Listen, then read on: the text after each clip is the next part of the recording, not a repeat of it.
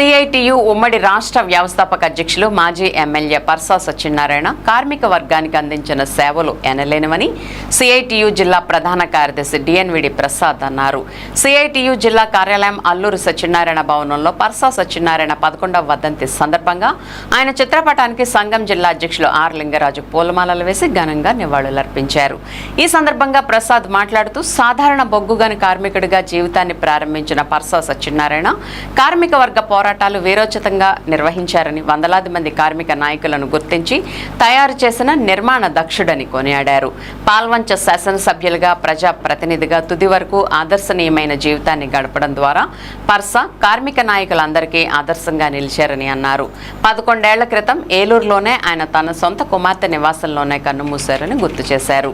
కార్మిక హక్కులకై నిలబడే క్రమంలో తన ఉద్యోగాన్ని సైతం కోల్పోయి పూర్తికాలం విప్లవ రాజకీయాల్లో, అంతర్జాతీయ రాజకీయాల అధ్యయనంలో మేధావిగా నిలిచారని చెప్పారు.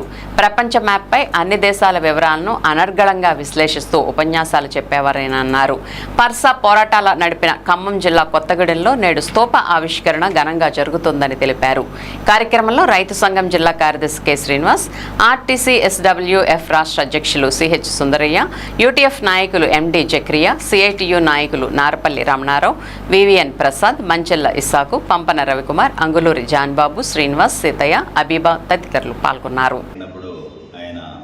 ఆయన ఉద్యోగం కూడా తీసేశారు. అక్కడి నుంచి సిఐటియులో పూర్తికాలం కార్యకర్తగా తన జీవితాన్ని ప్రారంభించే ఒక సాధారణ కార్మికుడి దగ్గర నుంచి ప్రజాప్రతినిధి దాకా, సిఐటియు రాష్ట్ర అధ్యక్షులు దాకా ఆయన ప్రస్థానాన్ని ఆ రకంగా కొనసాగింది.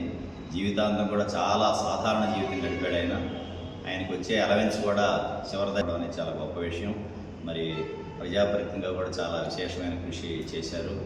ఆయన చేసిన సేవలను మనం గుర్తు చేసుకోవడం చాలా మనందరికీ కర్తవ్యంగా భావిస్తూ ఆయన ఆశయాలను ముందుకు తీసుకెళ్ళడం కోసం మనం కూడా పునరంకితం కావాలని చెప్పేసి విజ్ఞప్తి చేస్తూ నేను ముగిస్తాను. మనందరికీ కూడా ఎంతో వ్యక్తిగతంగా పరిచయాలు ఉన్నాయి. ఇక్కడ ఉన్నటువంటి అందరికీ కూడా ఆయన బాగా పరిచయం. కాబట్టి పర్సా సత్యనారాయణ గారు ఒక సామాన్యమైనటువంటి కుటుంబంలో జీవించారు. ఆయన జన్మించిన తర్వాత కొత్తగూడెంలో ముందుగా ఉమ్మడి కార్మికోద్యమంలో ఆయన పనిచేశారు. ప్రధానంగా సింగరేణి కాలనీస్లో కొత్తగూడెంలో ఉండి బొగ్గు గని కార్మికుల కోసం సంఘాలను ఏర్పాటు చేసి ఆయన ఎన్నో ఉద్యమాల పోరాటాలు నిర్వహించారు.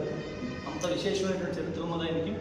అలాగే ఆయన 1962లోనే పాల్వంచి ఎమ్మెల్యేగా గెలిచారు. పాల్వంచి ఎమ్మెల్యేగా పనిచేశారు.